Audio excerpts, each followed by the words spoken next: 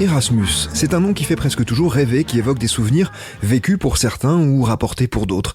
On s'imagine souvent des étudiants à l'université partir à l'étranger le temps d'une année scolaire. C'est une vision un peu réductrice d'Erasmus, car le programme européen Erasmus+, joue un rôle qui peut être décisif dans les échanges entre les pays sur des sujets bien précis et parfois essentiels.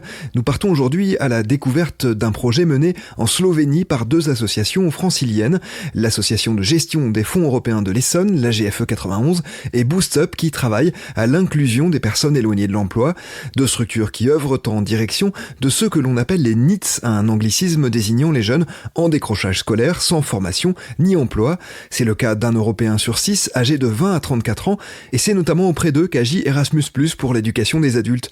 Zoom donc sur ce projet avec Loïc Moutoussamy, superviseur technique de l'AGFE 91, et Jean-Ricardo Cristolin de Boost Up. Ils expliquent pourquoi l'initiative soutenue par Erasmus+, a été mise en place. C'est un projet qui a été construit pendant la période du Covid. Donc l'objectif, c'était à la fois de permettre une remobilisation des publics en leur permettant de sortir de leur quotidien. Donc la destination de la Slovénie, elle est très bien pour ça, parce qu'on a très peu, c'est un pays sur lequel on a très peu d'a priori. Donc l'idée, c'était vraiment d'avoir cette mobilité et qu'elle puisse être la première étape pour amener vers autre chose. Quand on entend parler de la Slovénie et on se dit mais pourquoi aussi loin, pourquoi et quand on est sur place, quand on voit le projet, quand on voit les activités sur place, et ensuite on en parlera tout à l'heure, mais quand on voit la plus-value de ce projet, effectivement on se rend compte que ce genre de séjour, ça apporte vraiment quelque chose au public en termes d'insertion, en termes d'accompagnement. C'est vraiment un concept qui est très intéressant, quoi.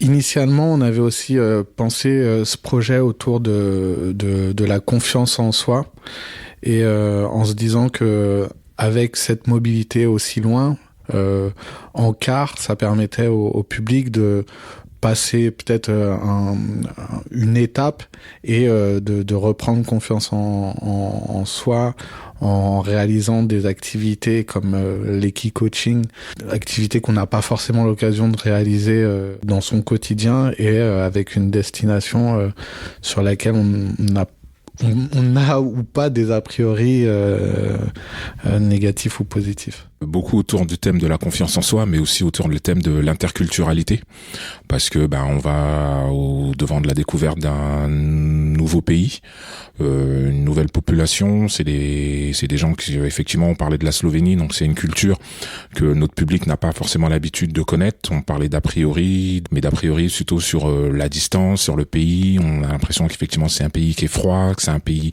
de l'Est, donc on a toujours toutes ces a priori là. Et puis quand on arrive en Slovénie, l'accueil est complètement rien à voir avec ce qu'on pouvait s'imaginer. Le pays en lui-même, effectivement, on a l'impression que voilà, c'est vraiment la découverte. Mobilité, confiance en soi et interculturalité, je pense que c'est vraiment les termes qui sont beaucoup revenus là-bas, quoi. Un des aspects aussi qui nous paraissait important dans la construction du projet, c'est que les publics qui participent à ce projet se connaissent pas nécessairement avant de partir. Et du coup, même dans le projet, il y a aussi tout cet aspect où on va apprendre à découvrir d'autres personnes. On va vivre avec eux pendant une semaine. Et de ce point de vue-là, ça peut aussi permettre de se rassurer sur le fait qu'on peut créer des liens assez facilement avec des gens qui sont totalement différents. Dans le groupe, il y avait des jeunes, et puis il y avait aussi des plus vieux. Donc ça aussi, ça peut créer des appréhensions. Le projet est aussi basé sur le fait de découvrir les autres, les personnes de cultures différentes, les Slovènes, mais aussi les gens avec qui on part. Du coup, voilà, pour pouvoir mettre en place tout ça et lutter un peu contre tous ces a priori avant le départ, c'est vrai que c'était important aussi de pouvoir travailler sur ce que nous on a appelé des ateliers de préparation. Donc ça veut dire quasiment 15 jours avant le départ, on s'est réunis, on a mis en place des ateliers avec des temps réguliers, avec des thématiques particulières. Et j'évoquais l'interculturalité. On a eu 2 beaux ateliers, justement quasiment, 2-3 jours avant le départ. Ça, c'était important d'avoir ces notions-là en tête quelques jours avant le départ. Donc, on a beaucoup travaillé sur l'interculturalité. Découvrir un autre peuple, une autre culture. Donc ça, c'était très très important, ces ateliers de préparation pour arriver, on va dire, sur place et lever tous ces a priori, quoi. Ce sont les conseillers qui effectivement ont identifié le public avec les problématiques qu'on a pu aborder, enfin les thématiques notamment autour de la confiance en soi, l'estime de soi, et puis des publics aussi qui avaient besoin de partir, de changer d'air, un peu de rupture, justement pour se retrouver, pour travailler également aussi sur eux-mêmes, sur leurs projets professionnels. Donc ce sont les conseillers qui ont pu identifier ces publics-là, et ensuite nous, on les a mobilisés, on les a réunis autour justement des ateliers. C'est des personnes qui ne se connaissaient pas, donc ils devaient apprendre à se connaître, donc les ateliers ont été bénéfiques dans ce sens-là. Mohamed a 26 ans, il a grandi à Corbeil-Essonnes et a pris part à ce projet en Slovénie.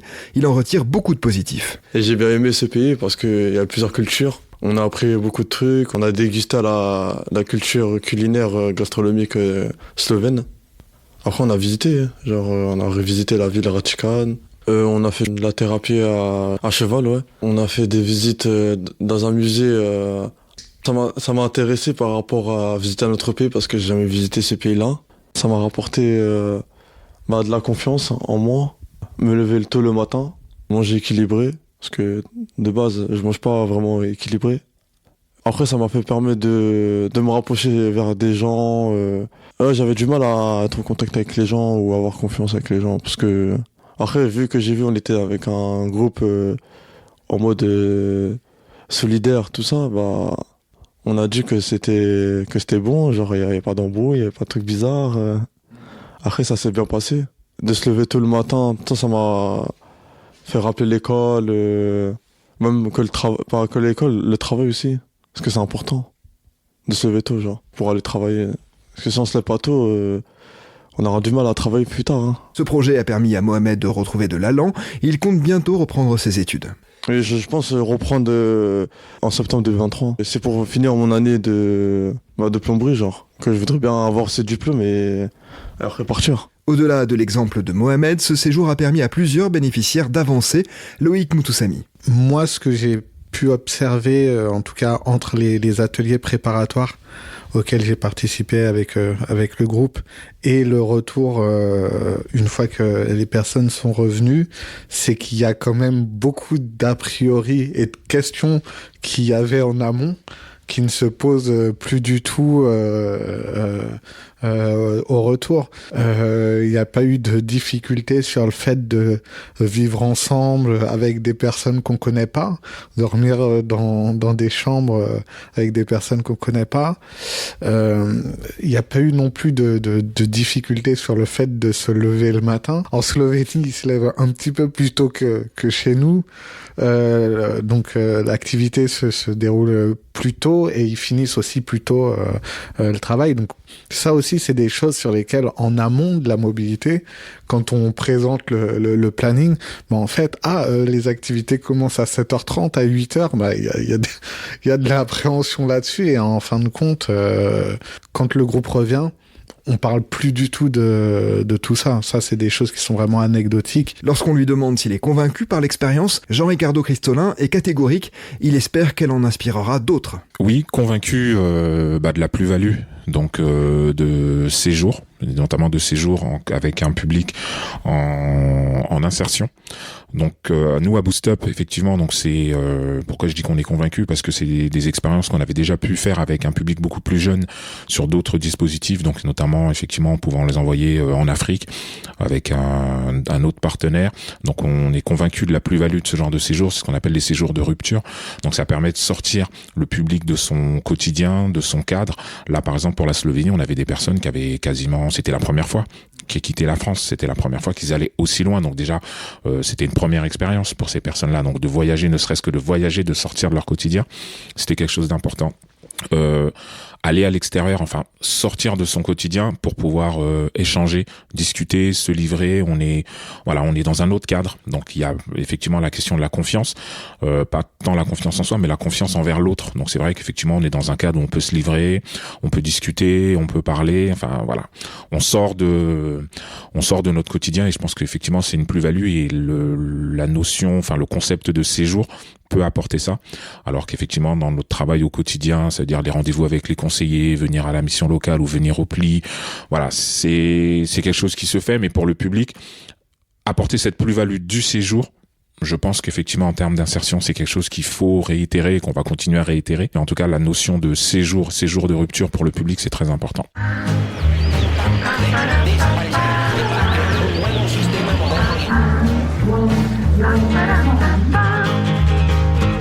Quand on prend un jeune, je vais prendre l'exemple d'un jeune des Tarterets, qui habite Corbeil, quartier des Tarterets, qui a l'impression que sur lui il y a toute la misère du monde, qu'il va pas s'en sortir.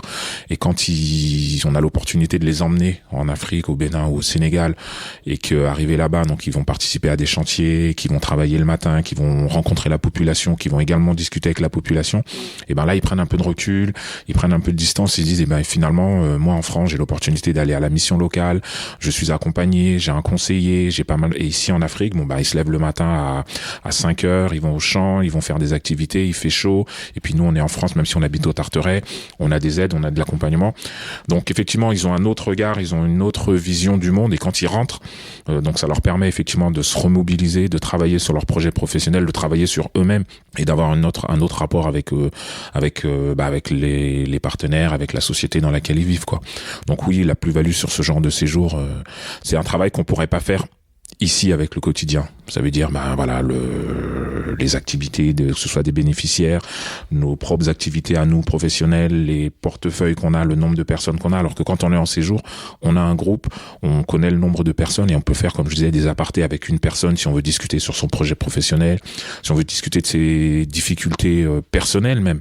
Le séjour permet ça en fait. Vous aussi, vous œuvrez au quotidien pour réinsérer des adultes. N'hésitez pas à partager votre expérience sur la plateforme EPAL. Vous pourrez trouver des partenaires pour monter un projet Erasmus. C'est la fin de cet épisode consacré à l'une des facettes de l'activité d'Erasmus+. À bientôt pour d'autres podcasts.